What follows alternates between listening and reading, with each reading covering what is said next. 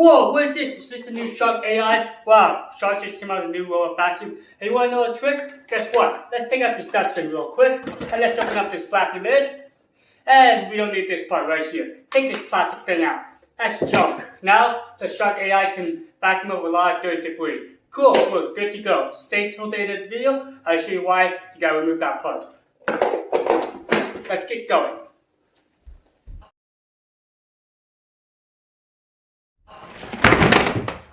What is up, guys? My name is Nathan. This is Roborock. So we got the new Shark AI on this channel. I'm super excited to showcase this because the navigation is just mind-blowing. Now, I've tried the Shark IQ. I wasn't too impressed with the previous model. Had really long mapping times. Also, the navigation was lackluster. But luckily, the new Shark AI is truly impressive. I'm so impressed with it. I'm actually going to do a head-to-head challenge with the Roborock S5 Max V, and we'll see which one can get to the target point first. All right, let's keep on going. Hey guys, how's it going? Whoa, what is this? Is this a Shark AI IQ? I don't know what it is, but this is crazy. Another Shark model? Okay, so this is the Shark AI VACMOP Pro. I picked this guy up at my Best Buy, and there was actually two versions of it. There's the more expensive one that comes with the mopping system, and then there's the regular version that doesn't have the mopping system. But, I like the look of this box. Very interesting. Look at this, guys. It's very colorful.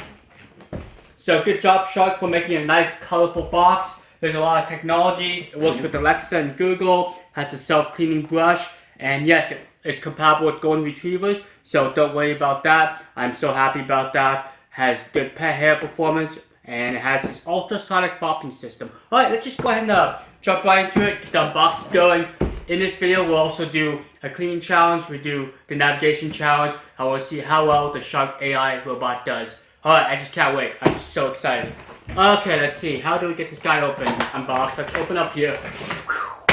Whoa! Look at this, guys. Install the app. Put solution in. Yep. All that fun jazz. Get out of here. Instructions.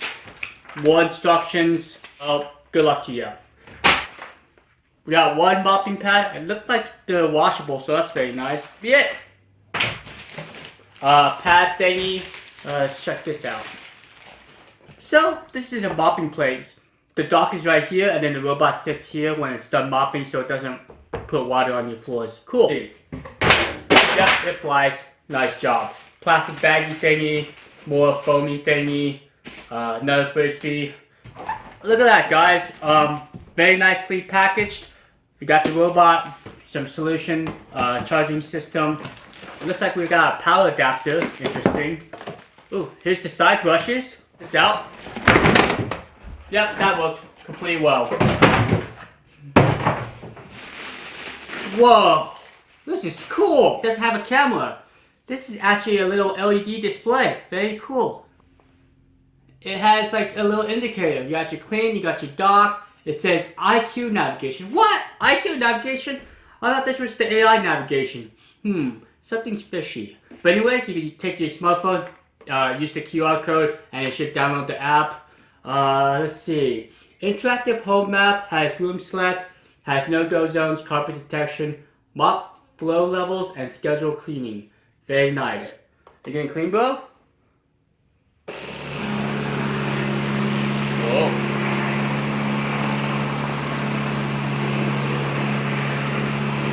Sounds like a jet engine.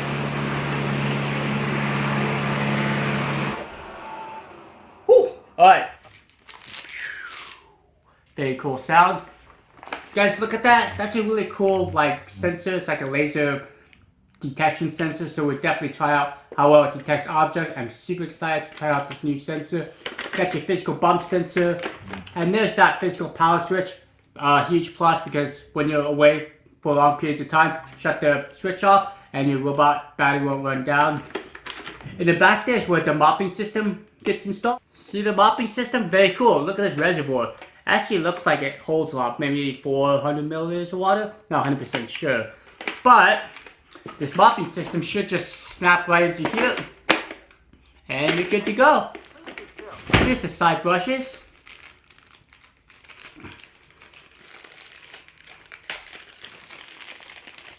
Look at this, guys. I've never seen this. A single arm side brushes. The whole purpose is this so they don't scatter the debris around. And I have found that the side brushes on the Shark IQ did a decent job, but they should just be able to snap right in. There we go. Sweet. You got your adjustable wheels. And let's check out the extractor bar. There's the housing. And this is the self-cleaning extractor bar. So what happens is as hair gets wrapped around, it actually cuts the hair and removes the hair for you. So very nice. I tried this on the Shark IQ and I felt it did a decent job with the hair and stuff. So that's basically everything that's underneath the robot. So very nice. I can't wait to get this charged up and we'll see how well it does in my cleaning challenges. So we got a head-to-head challenge with the Shark AI on the right and the Roborock S5 Max V on the left. Both these robot vacuums have the best front-facing sensors that money can buy right now. So the S5 Max V has a stereo vision camera system, whereas the Shark AI has a laser-based system that does really well detecting objects. Right off the bat, the S6 Max V shows off its navigation abilities by tightly squeezing between the tea bottle and the counter lip. And you can see it was able to navigate that rubber mat. Now the Shark AI takes a different approach, goes around that clear water bottle, and then it also navigates the other bottles as well. It looks like the S6 Max V has a very direct approach to getting to the next obstacle course, and you can see it knocked over the clear water bottle. Okay, so right now we're at a tie, so the S6 Max V is getting a point for being ahead, whereas the Shark AI is getting a point for not knocking over any of the objects. As in terms of navigation abilities, both these robot vacuums are top-notch in their class. They're both able to recognize objects and go around them in real time. Okay, so one thing I noticed is that Sparkle should be on the right side and the other unicorn should be on the left. Maybe they swapped when I wasn't looking, who knows. Alright, so I try to keep these tests as fair as possible, but some of the objects kind of got slightly moved. Alright, so both the robot vacuums realized that they can't go in that direction, so they have to take an alternate route. Okay, we're going to see how well these robots can detect low objects and black objects. So I put two Roombas out in the middle of the room there. Yes, I have the i3 there and also the 960. So we'll see if these robot vacuums get along and play nice with the Roombas and not smack into them. Okay, so it looks like the Roborock's still in the lead and yep, made the first contact. I guess it doesn't like the 960 and the AI made contact with the i3. So I guess these robot vacuums aren't a big fan of Roombas. Okay, so it looks like the Shark just took over and is now in the lead, so we'll see if the Roborock can catch up. So what do you guys think? I think both these robot vacuums are doing really good for what they are made to do. These aren't race cars, so keep in mind this is a navigation challenge. This isn't your typical environment.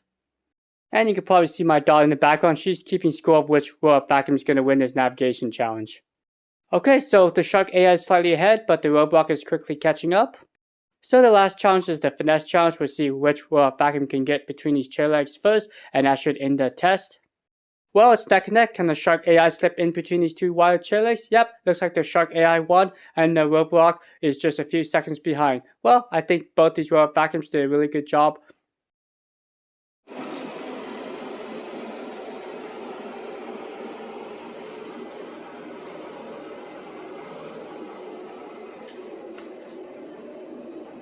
Next, we'll see how well the Shark AI can navigate around these various obstacles and pick up the plastic beads. Now, I chose these types of obstacles because most of these robot vacuums I've tested on this channel do struggle with it. So one example is the black objects. Now, if you have infrared sensors, they tend to not see them and kind of bump into them. And for clear objects, laser systems kind of fail. But for the Shark AI, even though it's a laser-based system, it was able to detect these clear objects, no issues, and able to effectively go around them.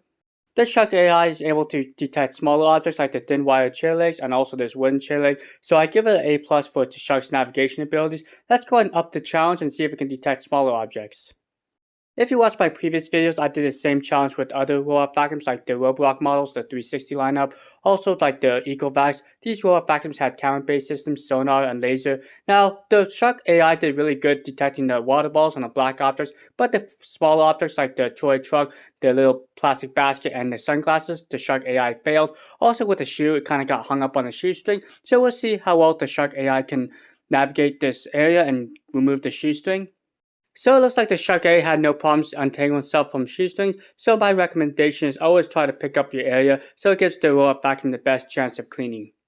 Alright, are you guys still here? Do you remember in the beginning of my video how I said you should remove this plastic part? Well, you can see that the plastic beads are getting lodged inside the dustbin, but they're not actually going inside the dustbin. Well, I think the reason behind this plastic part is to prevent the debris from falling out of the dustbin, but I think it limits the opening, so this type of debris can't go inside, so it's kind of a downside. So let's go ahead and get it removed, and we'll see if the Shark AI can do any better with this plastic bead challenge. Luckily, it's easy to remove. Just get a Phillips screwdriver and remove the 2 screws. Once you get the 2 screws up, just kind of gently lift on the plastic housing and it should come apart. Now you can always reinstall it if you find that you don't like the cleaning performance, but me personally, I found that the Shark AI did better picking up more dirt and debris with this plastic part removed.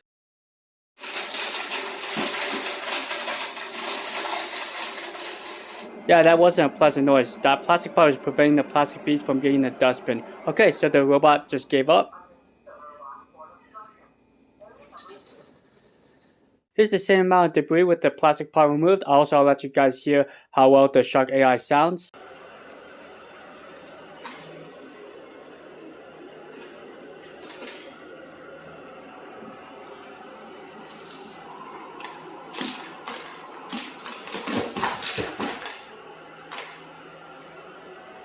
Well, I guess it didn't sound too much better than what the previous run was, but it didn't sound like a grinding noise. For the most part, the extractor bar was able to get the plastic beads in the dustbin. Now let's go ahead and do an additional test where I throw down more plastic beads and see if the Shark AI can pick those up. Now, this isn't to bash the Shark AI. I think the Shark AI is a good vacuum. It just has some minor quirks, and I think the biggest one was that plastic dirt shield. It really does hinder the performance, especially with this type of debris. You could try different types of debris like powder, maybe just some other debris, and it should do fine. Okay, let's see how well the Shark AI did with that little plastic part removed. And you can always reinstall it if you find that you like the plastic part installed, or if you just don't want to have to deal with it. Now, the Shark AI is a good cleaner. It was able to clean my carpets fairly well, pick up a lot of the dust bunnies. Also, for like other types of debris, the Shark AI was perfectly fine. So keep in mind my challenges may not be exactly what you expect. I do stress challenges and put a lot of dirt and debris on my floors just to see how well these robot vacuums can handle all the dirt and debris. Now, one downside to not having a plastic shield is if you accidentally lift up the dustbin, yep, all the plastic beads get tossed on your floor. So that's probably the main reason why that dirt debris shield's there. Okay, so the last thing we're going to check out is the Shark AI's electronically controlled mopping system. So go ahead and grab a washable mopping pad, and you see that yellow tab should slide in the groove right there and slide in all the way. Now go ahead and press firmly so all the Velcro strips can attach it together. Now you see that Velcro strip up top, go ahead and put that in. Now open up the flappy top and pour in your Shop Vac solution, or you can do warm water. Okay, so once you have the water tank all filled up, go ahead and close the flappy lid and install in the robot. One thing to remember is if you're on hardwood floors, go ahead and install the plastic rubber mat so it doesn't seep the water on the floors once the robot's done mopping. And another thing that the Shark AI does is it actually oscillates back and forth to help pre-wet the mopping pad. This is something I haven't seen on other mopping robots. This process takes about 30 seconds, so be patient and we'll continue on mopping.